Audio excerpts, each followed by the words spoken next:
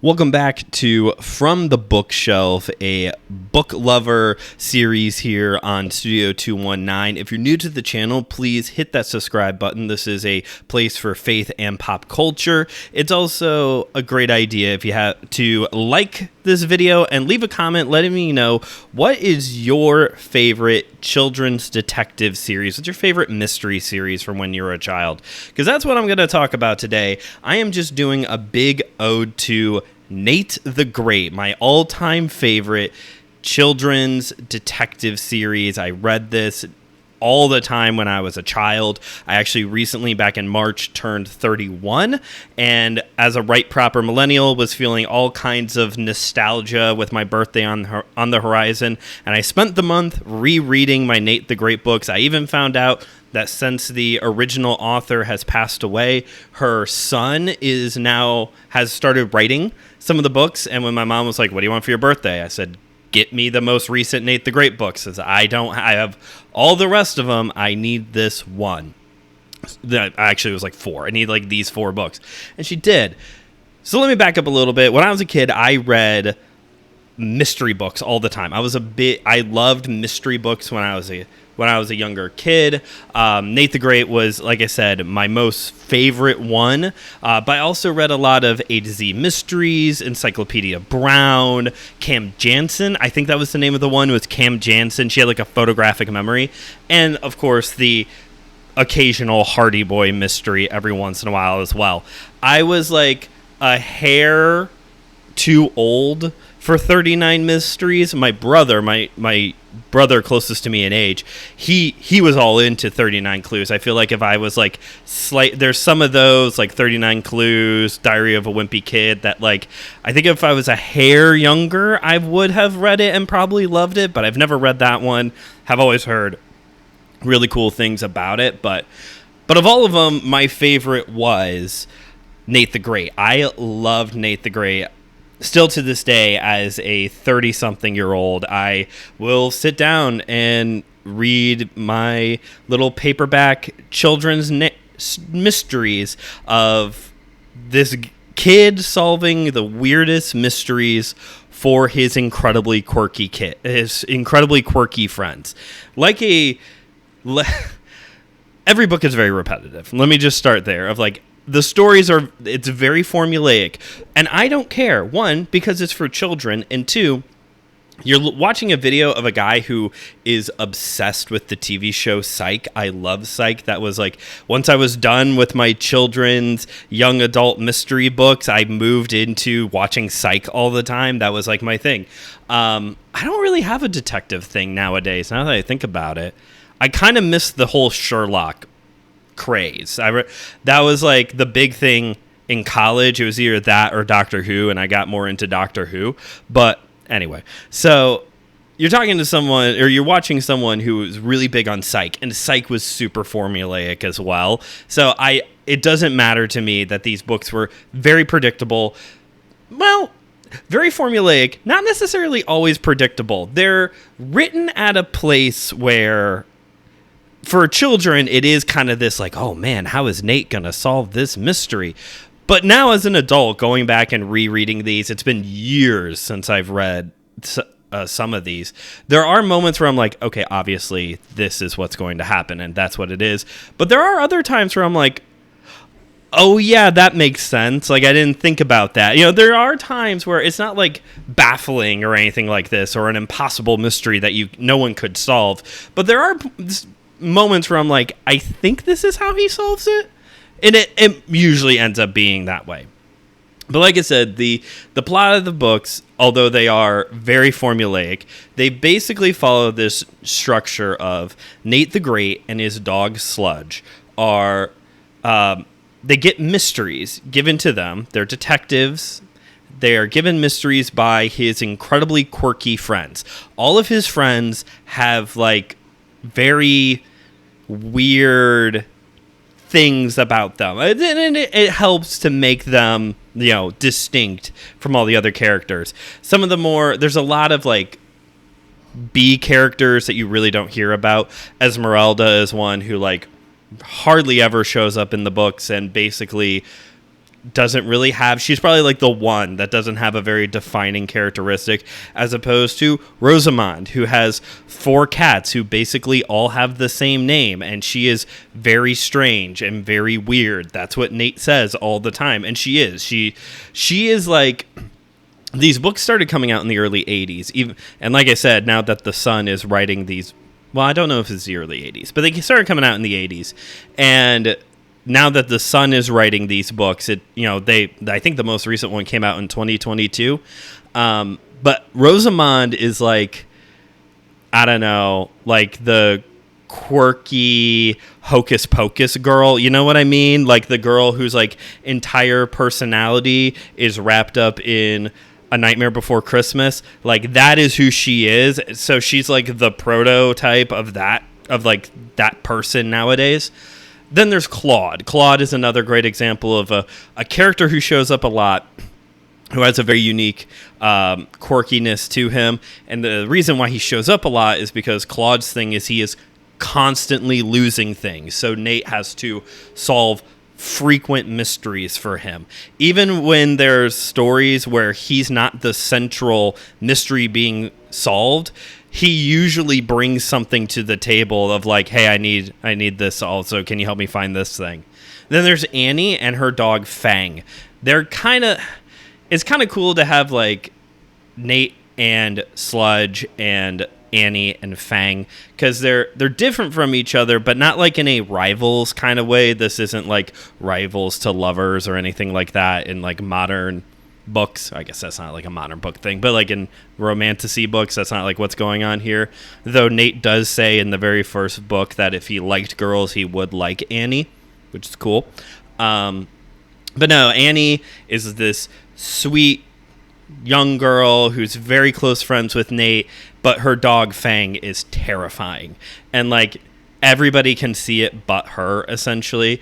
Even like Nate and his dog Sludge like are terrified of Fang, and there are times where they have to find clues that revolve around Fang, or they have to go find Fang in one of the most iconic books, Nate the Great and Me, The Case of the Fleeing Fang, where you, the reader, gets to help Nate solve the mystery. This is like, for me as a small child reading this book for the first time, is like my introduction to the concept of the fourth wall break. It's a wonderful book. So Nate gets these mysteries from those friends or plenty of others. There's a whole rogues gallery of different characters in this series.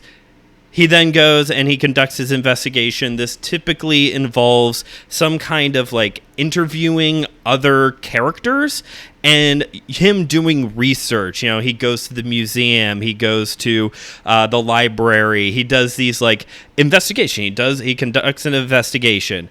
There's usually that point where it's like, I've solved it, and it doesn't end up being the case doesn't end up being solved. And so he has to go back to the drawing board and reassess everything. And this is the part that, like, I think as a kid, this was the part that always, like, was what drew me in, of, like, this is what makes Nate the Great, to me, like, as a kid, like, better than all the other, like, options at the time, is that Nate would go home when he got stumped on a case. He would go back to his house to like go back over the clues, the information, and he would do that by giving his dog a bone and making himself pancakes. This is like a crucial part to this character, is the fact that he loves pancakes. It's in every book. At some point, Nate has to stop everything and make pancakes and eat them, so that way he can, or go to a diner and get pancakes, or whatever the case may be. He always has to get pancakes at some point in order to help him think. And it's after this time where he has his pancakes that usually there's something that he reflects on, typically something that Sludge did or did not do in the investigation up until that point, that makes it click for him of, oh, this is what happened. This is where this item is, that whatever the case may be. And that's usually how the book ends, is that he would then go and say, here's the lost item, here's where this is, this is where this person is, whatever the case may be. So, and that's it. That's basically every Nate the Great book ever written. He gets a mystery from one of his quirky friends. He conducts his investigation, usually by interacting with the rest of his very quirky friends. He has some pancakes. He then solves the mystery. It's so great, and it's so straightforward. And it's the whole, like I said, it's this pancake bit that really just, like, makes the character stand out from everyone else. Like, usually in mysteries, there is some kind of, like, okay, the person didn't solve the case, so now they're gonna, like, recollect themselves, right? But, like, Nate in this children's book series, he has, like, a very specific thing, and I love that. And even, I mentioned the Nate the Great and Me book. In the back of that book, it includes Nate's pancake recipe. And I have been making Nate's pancake recipe for decades now. And they are truly some of the best pancakes that you can make from home. Obviously, going to a diner is, like, always the best place to get pancakes. But, even my wife has said, these pancakes are the best at-home pancakes I have ever had. They are delicious. And I've had them so much now that I've almost got the recipe memorized, first off, but I've also gotten to a place now where I can start tweaking with the recipe and, like, add things in to make them different when we have them, because we have them pretty frequently. Honestly, like, almost once a month we will have pancakes for dinner at some point. And I love this concept of the pancakes, because here's the thing. Like, if you've never seen one of these From the Bookshelf episodes before, usually I talk about a book and then, like, give some reflections on it, and it seems silly to, like, really dissect a children's detective series, but, like, I just love the idea of he gets stumped, and so he goes through this labor of making pancakes. Pancakes aren't, like, a quick meal.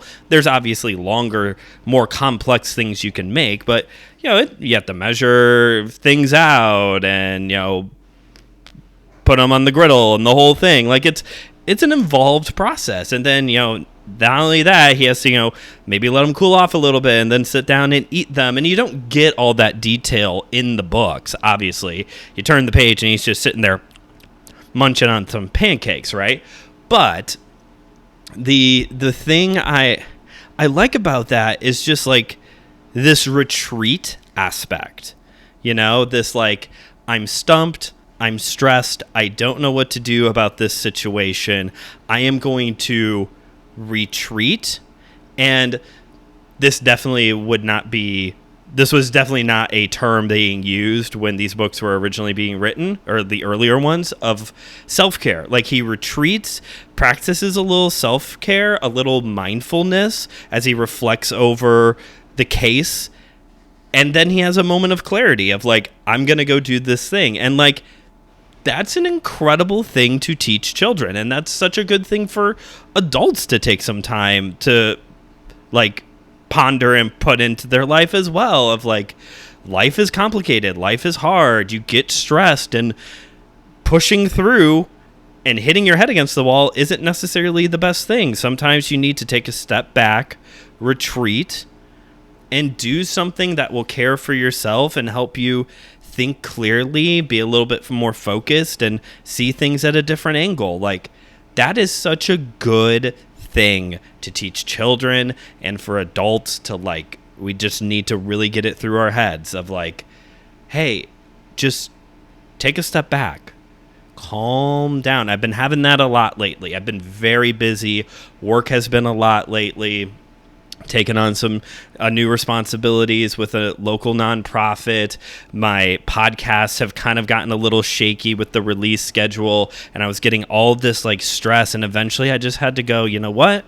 Let's just take a step back, do the best that we can, and move forward. The other day, I never do this, but I told my wife, I was like, I'm very stressed. When I get off of work, I'm going to my pizza spot, and I'm going to have pizza for dinner and have a beer or two before I come home. I never do that. She's always the one having to say, you need to take a break. But I actually was like, I need to just put everything on pause and go live my life a little bit.